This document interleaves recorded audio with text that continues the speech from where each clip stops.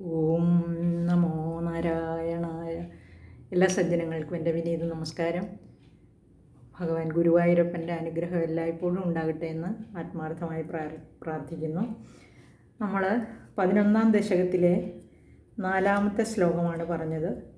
വൈകുണ്ഠമൂർത്തിയെ കാണാൻ, ശ്രീ ഗുരുവായൂരപ്പനെ കാണാനായിട്ട് വൈകുണ്ഠമൂർത്തിയുടെ അടുത്തേക്ക് ചെന്ന സനകാദി മുനികളെ ജയവിജയന്മാർ ദ്വാരവാതിൽക്കൽ തടയുന്നതും അവരെ ശപിക്കുന്നതുമാണ് 4ാം ശ്ലോകത്തിൽ നമ്മൾ പറഞ്ഞത്.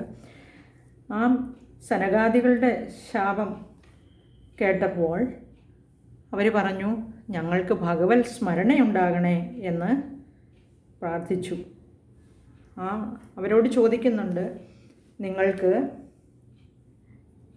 3 വർഷമല്ല 3 ജന്മം കോപത്തോടുകൂടിയ സ്മരണയാണോ അഥവാ 7 ജന്മം ആ ഭക്തിയോടുകൂടിയ സ്മരണയാണോ വേണ്ടത് എന്ന് ചോദിക്കുന്നുണ്ട്. അവർക്ക് 7 ജന്മമൊന്നും ഭഗവാനെ പിരിഞ്ഞിരിക്കാൻ വയ്യ. അതുകൊണ്ട് അവർ പറഞ്ഞു, ഞങ്ങൾക്ക് 3 ജന്മം തന്നാൽ മതി, കോപത്തോടു കൂടിയ സ്മരണയായാലും എന്ന് പറഞ്ഞ് അങ്ങനെ ആകട്ടെ എന്ന് പറഞ്ഞു. ഇനി നമുക്ക് 5ാമത്തെ ശ്ലോകത്തിൽ എന്താണ് സംഭവിക്കുന്നതെന്ന് നോക്കാം. ദശകം 11 ശ്ലോകം 5. തദേതദാജ്ഞായ ഭവാനവാപ്തഃ സഹൈവ ലക്ഷ്മ്യാ ബഹിരംബുജാക്ഷ ഖഗേശ്വരാം സാർപ്പിതചാരുബാഹുരാനന്ദയം സ്ഥാനഭിരാമമൂർത്യാ. ഏതത് ആജ്ഞായ തത് അംബുജാക്ഷ ഭവാൻ ലക്ഷ്മ്യാ സഹ ഏവ ഖഗേശ്വരാൻ സാർപ്പിത ചാരുബാഹുഃ അഭിരാമമൂർത്തിയ താൻ ആനന്ദയൻ ബഹിഃ അവാപ്തഃ. ഈ ശ്ലോകത്തിൽ ഭഗവാൻ സനകാദികൾ ജയവിജയന്മാരെ ശപിച്ചു. അത് കേട്ട് അവർക്ക് ദുഃഖമുണ്ടായി. ഭഗവാന്റെ ഭക്തന്മാരാണ് 2 പേരും. അതായത് സനകാദികളും ജയവിജയന്മാരും 2 കൂട്ടരും ഭഗവാന്റെ ഉത്തമ ഭക്തന്മാരാണ്. അപ്പോൾ ആർക്ക് 2 കൂട്ടർക്കും ഒന്നും അങ്ങനെ സംഭവിക്കാൻ പാടില്ല. ഭഗവത് പ്രേരണയാലാണ് എല്ലാം സംഭവിച്ചുകൊണ്ടിരിക്കുന്നത്. സനകാദികൾക്ക് കോപം വന്നതും ഭഗവാന്റെ ഇച്ഛയ്ക്കനുസരിച്ചാണ്. ഭഗവാന്റെ ഇച്ഛയ്ക്കനുസരിച്ചേ എല്ലാം സംഭവിക്കുകയുള്ളൂ, അല്ലേ? അപ്പോൾ പരമസാത്വികമായ വൈകുണ്ഠലോകത്തിന് ചേരാത്ത അനുചിത പ്രവൃത്തി ജയവിജയന്മാരുടെ ഭാഗത്തു നിന്നുണ്ടായപ്പോൾ, അതായത് ഭഗവാനെ കാണാൻ വന്നവരെ തടയുക എന്ന അനുചിതമായ പ്രവൃത്തി ഉണ്ടായപ്പോൾ അത് ചെയ്ത ജയവിജയന്മാരെ വൈകുണ്ഠവാസത്തിന് അർഹതയില്ല എന്ന് പറഞ്ഞാണ് തടഞ്ഞത്, അല്ലേ? അതാണ് സനകാദികളുടെ അഭിപ്രായം. എന്തു തന്നെയായാലും ഭഗവാനെ മറക്കാൻ വരരുത് എന്ന് അവർ പ്രാർത്ഥിക്കുകയും ചെയ്തു. ഇത് കേട്ട് ഭഗവാൻ അറയ്ക്കകത്ത് നിന്ന് ഇറങ്ങി വരുന്നതാണ് ഈ ശ്ലോകത്തിൽ. അതായത് തദേതദാജ്ഞായ ഭവാനവാപ്തഃ. അംബുജാക്ഷ ഭഗവാനെ മനോഹര രൂപത്തോടുകൂടി അവിടുന്ന് ജയവിജയന്മാരെ തടഞ്ഞ കാര്യം, ഈ ജയവിജയന്മാർ സനകാദികളെ തടഞ്ഞ കാര്യം അറിഞ്ഞിട്ട് ഏതത് ആജ്ഞായ ലക്ഷ്മ്യാ സഹ ഏവ, ആ ലക്ഷ്മിയോടുകൂടി തന്നെ, ലക്ഷ്മി ദേവി അതായത് ഭഗവാന്റെ ധർമ്മപത്നിയായ ലക്ഷ്മി ദേവിയോടുകൂടി തന്നെ ഖഗേശ്വരാം സാർപ്പിതചാരുബാഹുഃ. ഖഗേശ്വരൻ ആരാണ്? ഖഗം പക്ഷിയാണ്, അല്ലേ? പക്ഷികളുടെ ഈശ്വരൻ ആരാണ്? ഗരുഡൻ. ആ അംസം തോളുകളാണ്. ആ ഗരുഡൻ്റെ തോളിൽ കൈകൾ വെച്ചുകൊണ്ട് ഗരുഡ ഭഗവാന്റെ മുകളിൽ തന്നെ ഇരുന്നാണ് 2 പേരും കൂടി, അതായത് ലക്ഷ്മി ഭഗവതിയോടുകൂടി ഖഗേശ്വരാം സാർപ്പിതചാരുബാഹുഃ അഭിരാമമൂർത്തിയാ താൻ ആനന്ദയൻ ബഹിഃ എന്ന് പറഞ്ഞാൽ പുറത്തേക്ക്. ആ ലക്ഷ്മി ഭഗവതിയോടുകൂടി ഗരുഡൻ്റെ ചുമലിൽ ആ തൃക്കൈകൾ അങ്ങനെ ചാരു മനോഹരമായ തൃക്കൈകൾ ഗരുഡൻ്റെ മുകളിൽ വെച്ചുകൊണ്ട് തന്നെ ലക്ഷ്മി ദേവിയോടുകൂടി അഭിരാമമൂർത്തി എന്ന് പറഞ്ഞാൽ വളരെ സുന്ദരമൂർത്തിയായിട്ട്, കാണാൻ നല്ല സൗന്ദര്യമുള്ള ആ മൂർത്തിയായിട്ട് ബഹിഃ അവാപ്തഃ, ബഹിഃ പുറത്തേക്ക് വന്നു. ആ ലക്ഷ്മി ദേവിയോടുകൂടി വളരെ സുന്ദരമൂർത്തിയായിട്ട്. ഇവിടെ അഭിരാമമൂർത്തി എന്ന് പറഞ്ഞിരിക്കുന്നത് ഈ ഭാഗവതം 15ാം അധ്യായത്തിൽ 5 ശ്ലോകങ്ങൾ കൊണ്ട് വർണ്ണിച്ചിട്ടുള്ള ഭഗവാന്റെ രൂപത്തെയാണ് അഭിരാമമൂർത്തിയ എന്ന ഒറ്റ വാക്കുകൊണ്ട് ശ്രീ മേൽപ്പത്തൂർ ഇവിടെ സംഗ്രഹിച്ച് പറഞ്ഞിരിക്കുന്നതുണ്ട്. അത്രയ്ക്കുണ്ട് മേൽപ്പത്തൂരിൻ്റെ ആ വർണ്ണന വൈഭവം. ഒറ്റ വാക്കിൽ ഗാഗർമേ സാഗർ ഭരണ എന്ന് പറയും, അതായത് കുടത്തിൽ സമുദ്രജലം നിറയ്ക്കുന്നത് പോലെ എല്ലാം അതിനകത്ത് കൊണ്ടിട്ടുണ്ട് ആ ഒറ്റ വാക്കിൽ. അപ്പോൾ അങ്ങനെ ഭഗവാൻ ഗരുഡൻ്റെ ചുമലിൽ കൈവച്ച് ലക്ഷ്മി ഭഗവതിയോടുകൂടി പുറത്തേക്ക് എഴുന്നള്ളി എന്ന് അർത്ഥം. ഇനി നമുക്ക് അടുത്ത 6ാമത്തെ ശ്ലോകം നോക്കാം.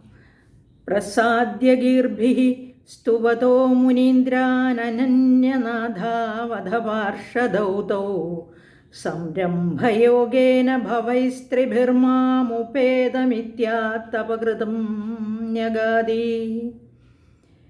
പ്രസാദഗീർഭിസ്തുവതോ മുനീന്ദ്രാനന്യനാഥാവധപാർഷദൗ തൗ സംരംഭയോഗേന ഭവൈസ്ത്രിഭിർമാമുപേതമിത്യാത്തകൃപം ന്യഗാദി. നമുക്ക് വാക്കുകൾ നോക്കാം. ത്വം സ്തുവതഃ മുനീന്ദ്രാൻ ഗീർഭിഃ പ്രസാദ്യ അധ അനന്യനാഥൗ തൗ പാർഷദൗ യുവാം സംരംഭയോഗേന. ഈ ബുക്കിൽ സുരംഭ എന്നാണ്, അത് സ്പെല്ലിംഗ് മിസ്റ്റേക്കാണ്. സംരംഭയോഗേന ത്രിഭിഃ ഭവൈഃ മാം ഉപേതം. ഇനി ഇതി ആത്തകൃപം ന്യഗാദീഃ.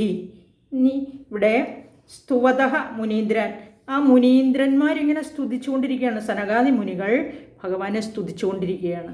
ആ ഭഗവാൻ ഈ സ്തുതിക്കുന്ന സനകാദികളെ, സ്തുവതഃ മുനീന്ദ്രാൻ, സ്തുതിക്കുന്ന മുനീന്ദ്രാദികളെ, അതായത് സനകാദികളെ, ഗീർഭിഃ പ്രസാദ്യ.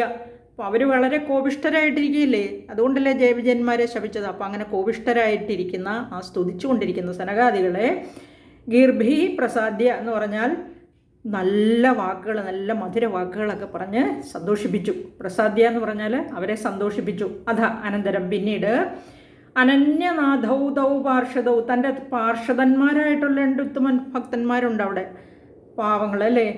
ആ ജയവിജയന്മാരായ ദ്വാരപാലകന്മാരായ പാർഷദന്മാരായ ആ ജയവിജയന്മാർ, അവർക്കിപ്പോൾ നാഥനുണ്ടോ? അവരെ വൈകുണ്ഠത്തിൽ നിന്ന് പുറത്താക്കിയില്ലേ. അപ്പോൾ അനന്യനാഥൗ, വേറെ നാഥനില്ല, ഈ ഒരു നാഥനേ ഉള്ളൂ. ഈ ഭഗവാൻ ഗുരുവായൂരപ്പൻ മാത്രം ഒരു നാഥനേ ഉള്ളൂ. ആ നാഥനില്ലാത്ത അവസ്ഥയിലായ ആ പാർഷദന്മാർ, ആ ജയവിജയന്മാരോട് യുവാം, നിങ്ങൾ 2 പേരും സംരംഭയോഗേന, സംരംഭയോഗേന എന്ന് പറഞ്ഞാൽ കോപത്തോടുകൂടിയുള്ള, ത്രിഭിഃ ഭവൈ എന്ന് പറഞ്ഞാൽ 3 വർഷം, സംരംഭയോഗേന.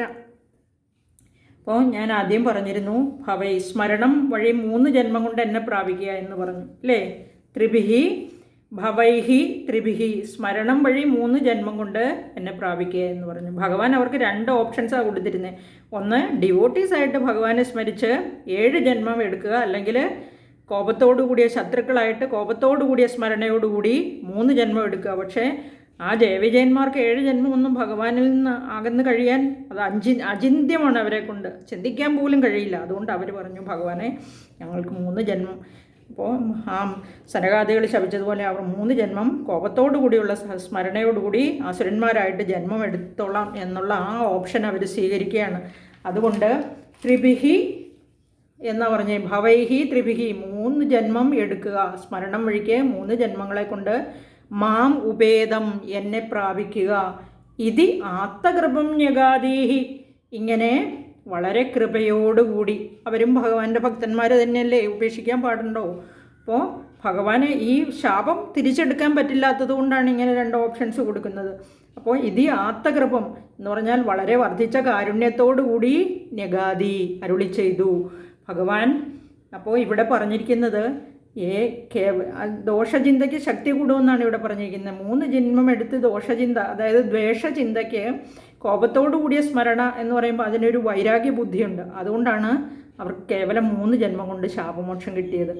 ഈ സനകാദികളാൽ ശപിക്കപ്പെട്ടവരെ വന്നാൽ ഭഗവാന്റെ അനുഗ്രഹമില്ലേ അവരോട് എപ്പോഴും, ഭക്തന്മാരെ എപ്പോഴും അനുഗ്രഹിക്കും ഭഗവാൻ. അതുകൊണ്ട് ഈ ജയവിജയന്മാർക്ക്, ഭക്തന്മാരായ ജയവിജയന്മാർക്ക് ഈ ഭഗവാന്റെ അനുഗ്രഹം എപ്പോഴും ഉണ്ടായിരുന്നു. അതുകൊണ്ടാണ് അവർ ആദ്യം ഹിരണ്യകശിപുവായിട്ട് ഹിരണ്യാക്ഷന്മാരായിട്ടും പിന്നീട് അടുത്ത ദ്വാപരയുഗത്തിൽ രാമൻ ജനിച്ചപ്പോൾ അവർ രാവണ കുംഭകർണന്മാരായിട്ട് ജനിച്ചു എന്നാണ് പറയുന്നത്. ഒടുവിൽ അത് കഴിഞ്ഞിട്ട് ദ്വാപരയുഗത്തിലല്ല, ത്രേതായുഗത്തിലാണ് ശ്രീരാമൻ അവതരിക്കുന്നത്. അപ്പോൾ ആ ശ്രീരാമൻ്റെ സമയത്ത് കുംഭകർണനും രാവണനുമായിട്ട് അവതരിച്ചു, ജന്മമെടുത്തു അസുരന്മാരായിട്ട്. അപ്പോൾ ശ്രീരാമനായിട്ട് ഭഗവാനും അവതരിച്ചു. അടുത്തത് ശ്രീകൃഷ്ണൻ്റെ സമയത്ത്, അതായത് ദ്വാപരയുഗത്തിൽ ശിശുപാലനും ദന്തവക്ത്രന്മാരായിട്ട് 3 ജന്മം എടുത്തു അവരങ്ങനെ. ആദ്യം ഹിരണ്യകശിപുവും ഹിരണ്യാക്ഷന്മാരായിട്ട്, പിന്നീട് രാവണ കുംഭകർണന്മാരായിട്ട്, അത് കഴിഞ്ഞ് 3ാമത്തെ ജന്മത്തിൽ ശിശുപാലനും ദന്തവക്ത്രന്മാരുമായിട്ട് 3 ജന്മം എടുത്തു. അങ്ങനെ അവർക്ക് 3 ജന്മം കൊണ്ട് ശാപമോക്ഷം കിട്ടിയെന്നാണ് പറയുന്നത്. ഇനി അത് വിസ്തരിച്ച് പറയുന്നുണ്ട്. അല്ലെങ്കിൽ അവർക്ക് അധികം ജന്മം വേണ്ടി വരുമായിരുന്നു, അതായത് 7 ജന്മം ഡിവോട്ടീസ് ആയിട്ടിരിക്കണമെന്നാണ് പറഞ്ഞല്ലേ. അപ്പോൾ ഇനി അടുത്ത ശ്ലോകം അടുത്ത വീഡിയോയിൽ പറയാം. എല്ലാവർക്കും നന്ദി, നമസ്കാരം.